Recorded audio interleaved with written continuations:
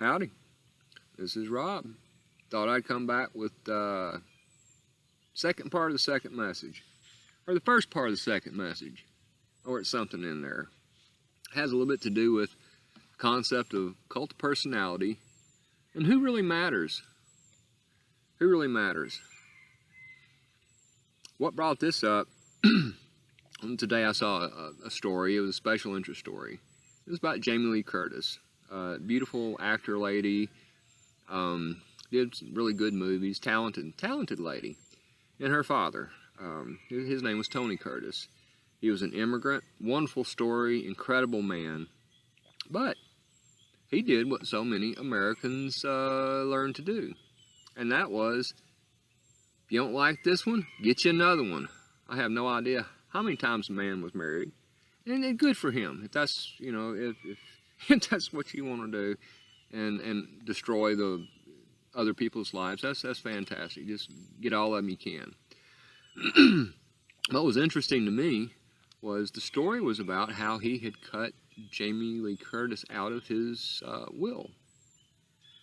And I'm thinking, well, yeah, that's interesting. But what about us people that have had things like that happen? Worse things? Worse outcomes and results? But we're regular people. We're just the plebes. We're the people that don't count. We're not the beautiful people. We're not the folks that are in the business. What about us? I'm sorry about what happened to Miss Curtis, but I can certainly say I empathize with her. Now, I'm an individual that had 5 mothers. I didn't even know all of them. Didn't even meet all of them. But I did have the one that got rid of me. I was just a kid. I walked in one day and there was my father on the couch with some woman stretched out. And within 3 months, I was gone. And her daughter, underage, pregnant daughter, was brought in and took my place. Their child was adopted as my sister, as a sibling. I found out that from the internet. Had no earthly idea. My story will never get out. No one will care.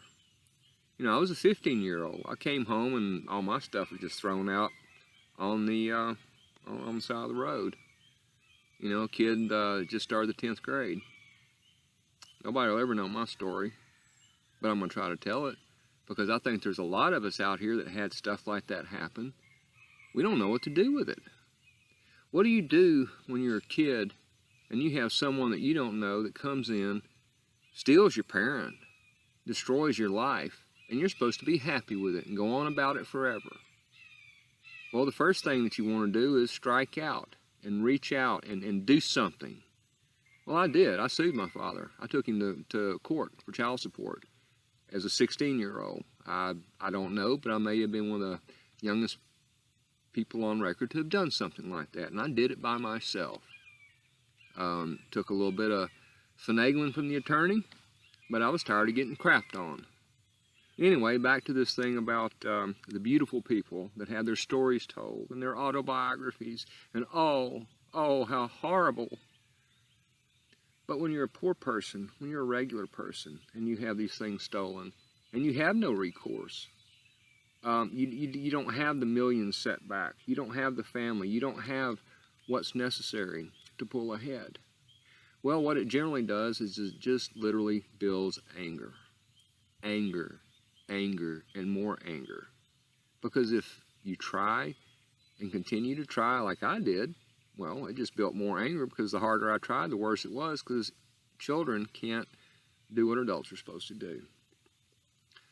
So anyway, there you have it. How many of us out there have had parents, they just go from one to the other.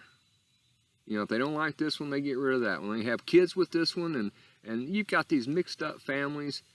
This has happened throughout history. When you start looking at monarchies, you find it over and over where a king brought in this new woman, and his children were executed, and her children were brought in.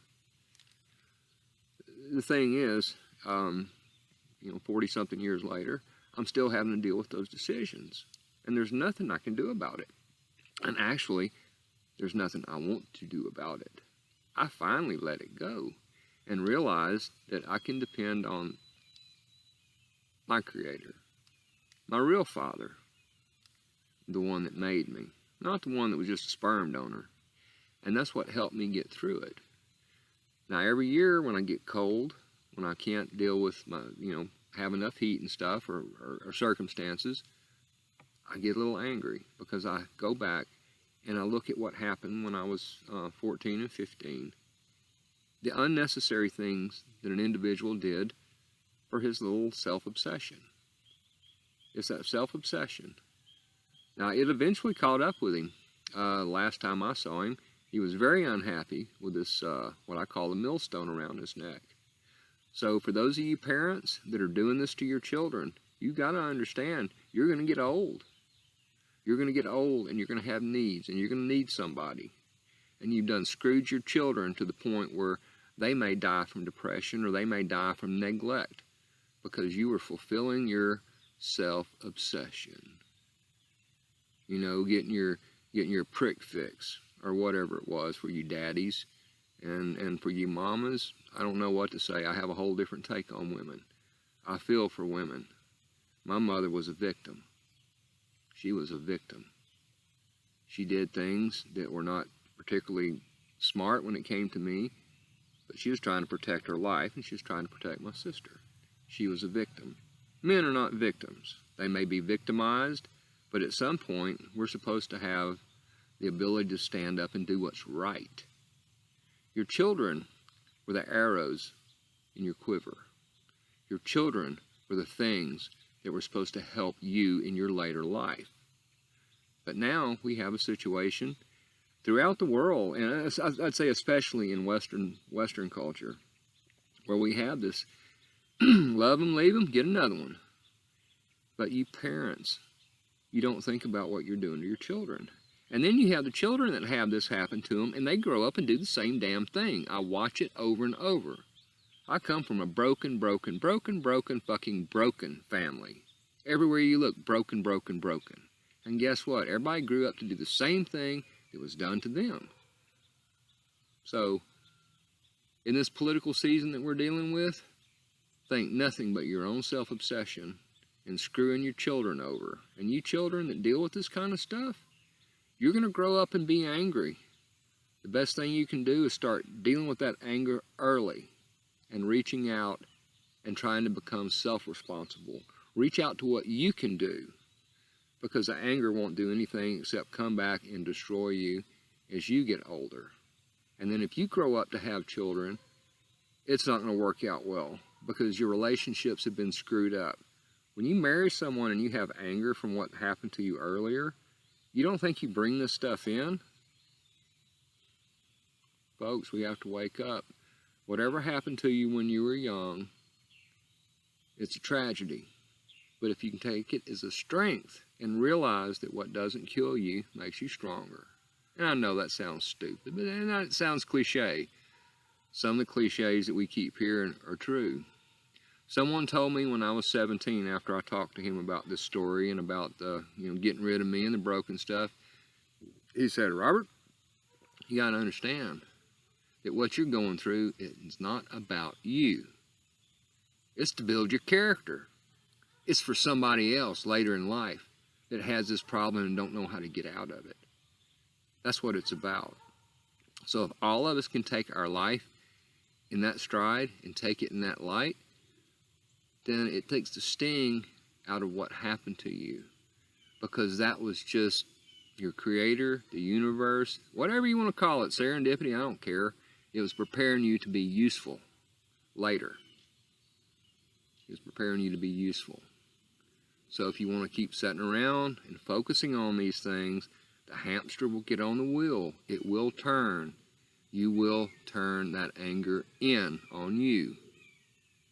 Get rid of it. It's got to go. You want to start living, having a life, you got to let go of the anger. People have things that happen to them when they're growing up that screws them up. My father did not have a good life. It screwed him up. I'm sorry he didn't have enough care or whatever inside to change it. Thankfully I learned about the concept of breaking chains earlier, and I wanted to break these chains. Well, I don't have children.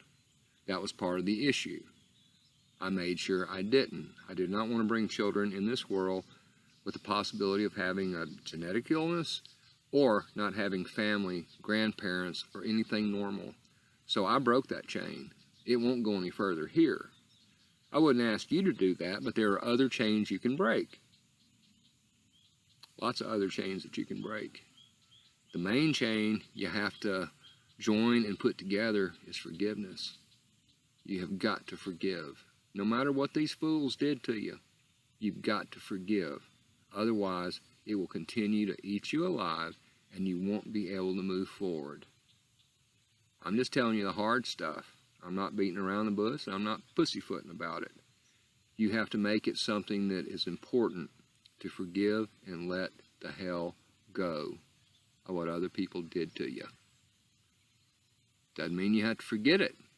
Doesn't mean that you can't talk about it and be passionate about it the way that I am here. But I'm just doing this because I don't want you to go through what I went through. That's all. It's that simple. I don't want you to waste your time and be destroyed by the bullshit that I dealt with. Forgive, let go. Doesn't mean you got to forget about it, but let it go. Use it to help someone else. Use the terrible things that happened to you to someone else's advantage. And once you do that, it's like a balanced equation in algebra. What's on this side equals what's on that side. You got the evil over here, and you take it and you turn it to good, and even to more good, and it off balances the equation in the direction of good. Anyway, we don't want to worry about balanced equations here, but it is a cause and effect universe. Anyway, this is Rob. Hallelujah.